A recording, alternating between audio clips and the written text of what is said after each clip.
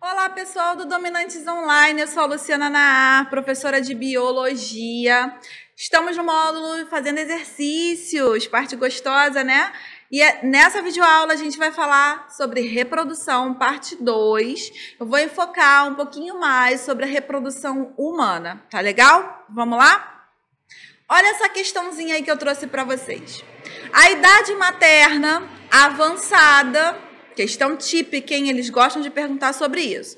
Implica em preocupações com a possibilidade do nascimento de bebês com anomalias. Por quê? Então, a gente ouve falar bastante, né, sobre a questão de a mulher não deve engravidar após os 40, é mais perigoso, inclusive de, né, algumas síndromes importantes. A gente ouve falar muito sobre a síndrome de Down, não só a síndrome de Down, mas várias outras síndromes e problemas realmente durante a gestação. E aí, nessa questão, ele quer perguntar para vocês o porquê, né? Por que a gente ouve falar nisso? O que tem nos óvulos femininos que fazem com que a idade vá pesando, né, com relação a isso? Então, olha só o que diz a letra A para gente. Os folículos ovarianos entram em atividade, mas, em geral, apenas um cresce e amadurece, enquanto os demais regridem. Os ovócitos maternos permanecem um longo período em divisão meiótica, mais suscetíveis a agentes físicos, químicos e biológicos. Letra C. As ovogônias maternas interrompem a fase de multiplicação por volta da 15ª semana de vida fetal e transformam-se em ovócitos primários. Letra D. As gônadas têm células conservadas num estado indiferenciado e, quando estimuladas, iniciam a produção dos gametas.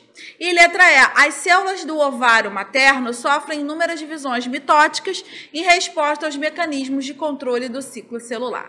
Bom, essa questão ela é sobre a aula chamada gametogênese, né? Na verdade, ela vai falar sobre a ovulogênese. A gente teria que saber como que ocorre desde a primeira célula, o nome, porque ele chamou aí, né, de ovócito primário, ele chamou de ovogônia, folículo ovariano, então ele falou vários nomes. Então a gente teria que saber desde a primeira célula ser formada até a última. Na verdade, a última não teria necessidade, mas se você lembrar dessa aula, você vai conseguir resolver, né? O que tem de diferente nas mulheres que não tem no homem?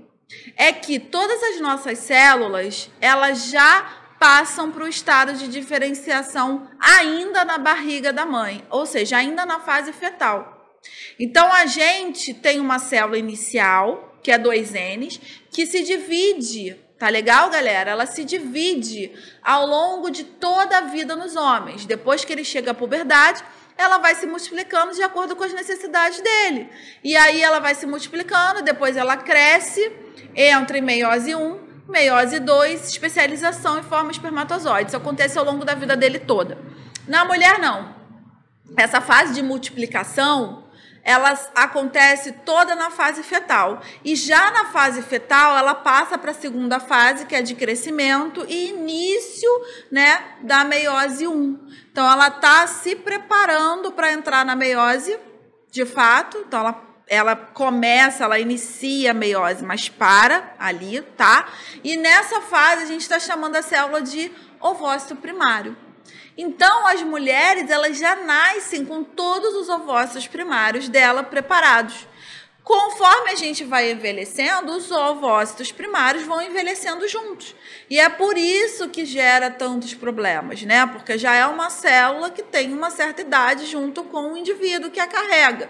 O homem não, o homem vai produzindo ao longo da vida, então a célula é novinha, é recente, ok? A gente é que já nasce com todas elas preparadas. Então, olha o que fala na letra A. Os folículos ovarianos entram em atividade, mas, em geral, apenas um cresce e amadurece, enquanto os demais regridem. Galera, essa opção, ela não está falando nada de errado para a gente. Realmente isso acontece durante o ciclo menstrual, né? Os folículos ovarianos vão entrar em atividade, tá? A gente pega esse um cresce, ok? Se diferencia, termina a meiose 1, e fica ali pronto para ser fecundado. Mas isso não está respondendo a minha questão. A minha questão, ela está perguntando sobre a idade materna, sobre os problemas de anomalias. Isso acontece em qualquer mulher, ok? Cuidado que o Enem, principalmente, ele faz muito isso. Ele coloca uma questão certa na prova. Na verdade, ele coloca 2 ou 3 questões certas, mas que não correspondem ao que está sendo perguntado, ok? Então, não é a letra A.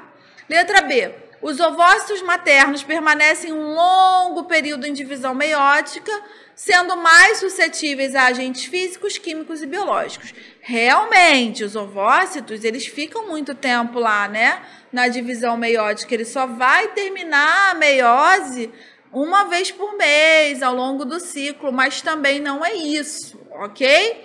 Na verdade, o gabarito dessa seria a letra C. Olha o que ele está falando para a gente. As ovogônias maternas, elas interrompem a fase de multiplicação, então a gente não tem mais essa primeira fase de multiplicação, por volta da 15ª semana da vida fetal. Isso aqui ele colocou de sacanagem, né? Óbvio que quando for uma coisa muito específica assim, a gente tem que olhar para o contexto geral da questão. A gente não tem necessidade de saber com 14º, 15º, até porque nós somos ciências da natureza, né? Nós não somos aquela ciência exata que realmente vai acontecer isso naquela época e pronto. Não, tanto é que os bebês nascem de 8 meses, 9 meses, alguns até chegam quase 10 meses, né? Então a gente tem essa variação. Mas é o contexto da questão que a gente vai ter que olhar. Então é isso, olha lá a letra C. As ovogônias maternas interrompem a fase de multiplicação por volta da 15ª semana de vida fetal e transformam-se em ovócitos primários. Ou seja, nós já nascemos com todos os nossos ovócitos primários diferenciados, ok? Então o gabarito dessa é a letra C. Só olhando para o resto, letra D. As gônadas têm células conservadas no estado indiferenciado? Não. E quando estimuladas, iniciam a produção dos gametas? Não. Como eu disse para vocês, nós já temos o estado diferenciado, que é o ovócito primário, ok?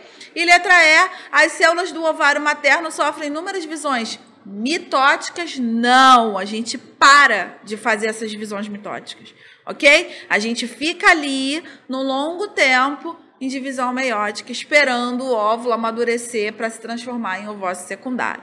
Mas o porquê a idade influencia, o gabarito está a letra C. Tá legal? Mais uma.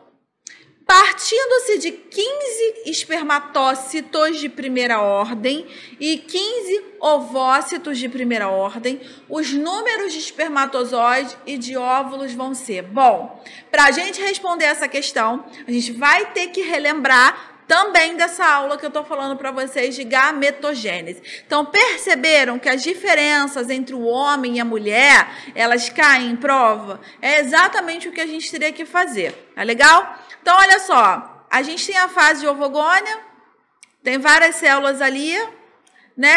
E tem a fase também de espermatogônia, vou botar aqui, tem várias células aqui. Tá? Essas células gônias, elas vão sofrendo multiplicação, tá? Na mulher, essa multiplicação, ela para, como a gente viu na questão anterior. E essa célula aqui se prepara para entrar em meiose, então ela cresce, tá legal? Ela se transforma em cito 1, que é o que a questão está pedindo, né? Ócitos de primeira ordem, ócitos de primeira ordem. Então, ovócitos de primeira ordem é esse aqui.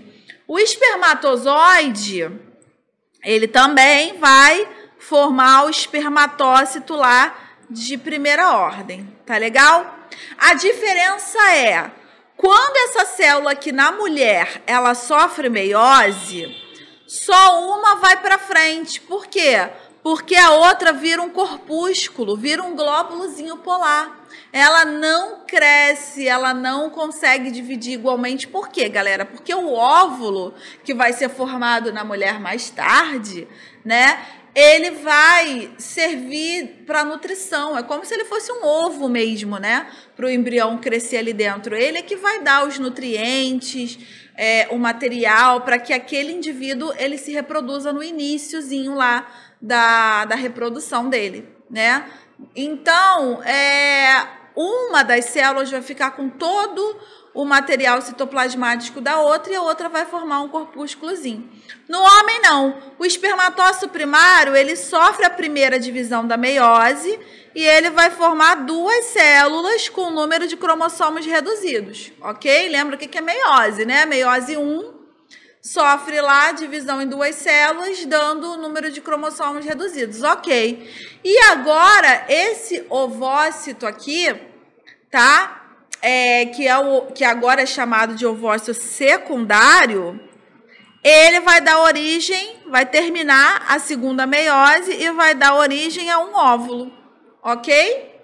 Enquanto que o espermatozoide vai continuar a meiose dele, então cada célulazinha aqui que ele formou, a meiose 2, né, vai dar origem a 2 novas células. Então 2 aqui, esse aqui também vai fazer mais 2.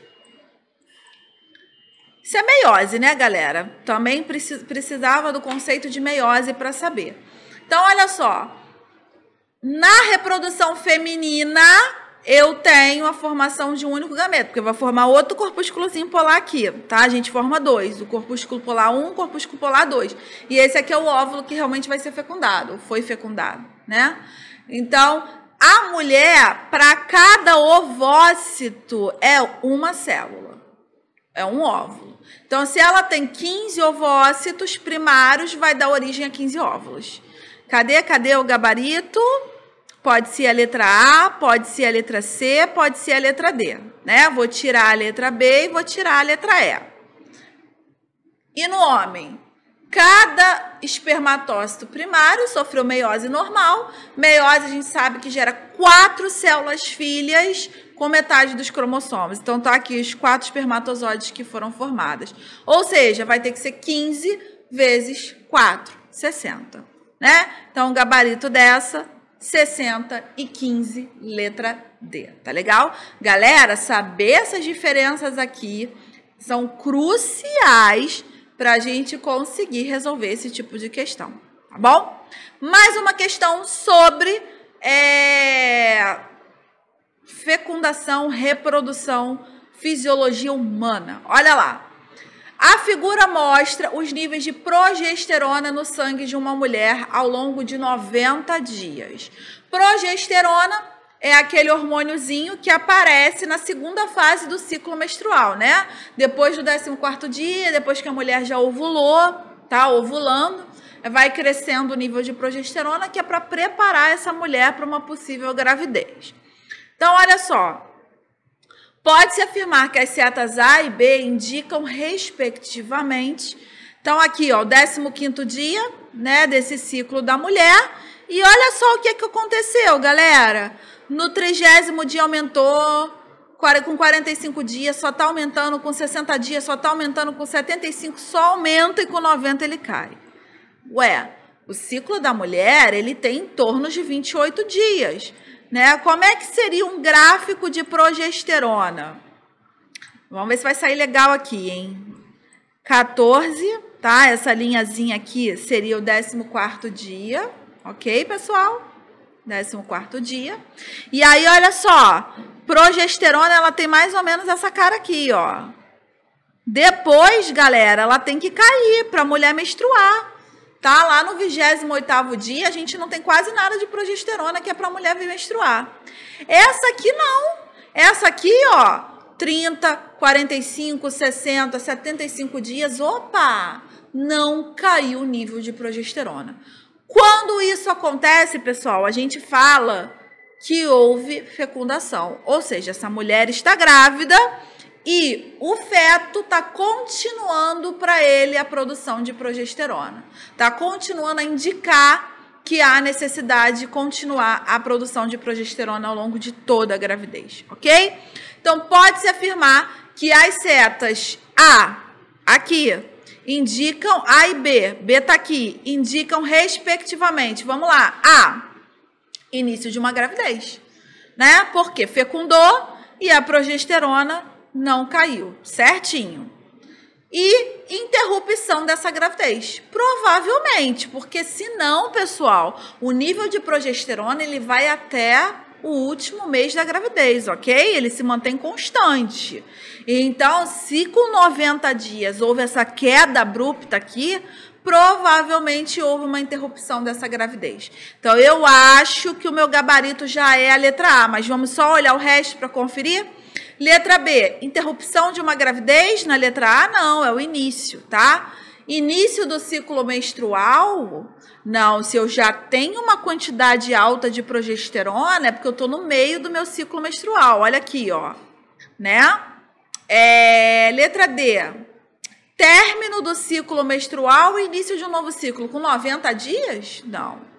Ovulação e menstruação com 90 dias também não. O tempo entre a ovulação e a menstruação é mais ou menos 15 dias, tá, galera? E teria que ser uma curva com declínio, como eu falei com vocês. A mulher, ela menstrua quando tem uma baixa de progesterona no corpo, tá bom? Então, o gabarito dessa realmente está certinho, letra A, ok?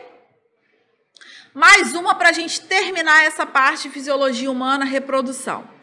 Essa é do Enem. A pílula anticoncepcional é um dos métodos contraceptivos de maior segurança, sendo constituída basicamente de 2 hormônios sintéticos semelhantes aos hormônios produzidos pelo organismo humano. O estrogênio está representado pela letra E, né? Essa curvinha mais clara aqui, tá, galera? E a progesterona, que está representado pela letra P, a curvinha mais escura. Em um experimento médico, foi analisado o sangue de uma mulher que ingeriu ininterruptamente um comprimido desse medicamento por dia durante 6 meses. Galera, ela não deu aquela pausa, né? Ela ingeriu direto aquele hormônio sintético por 6 meses. Qual gráfico representa a concentração sanguínea desses hormônios durante o período do experimento? Qual é a função da pílula, galera? A função da pílula é evitar que a mulher ovule. E como é que ela evita, né? Ela bloqueia os hormônios da ovulação, que são o FSH e principalmente o LH. Então, se eu colocar progesterona e estrogênio no meu corpo em grande quantidade, esses 2 hormônios, eles têm um feedback negativo com esses hormônios que eu falei agora, o FSH e o LH. Então, quando eles estão em alta, o FSH e o LH não aumentam, e aí a mulher não ovula, ok? O que você faz? Você toma diariamente aquela quantidade de progesterona e estrogênio, tá? Estrogênio são vários hormônios, por isso que cada pílula tem a sua constituição lá. E aí, o que vai acontecer? Todo dia você vai manter a concentração daquele hormônio igual.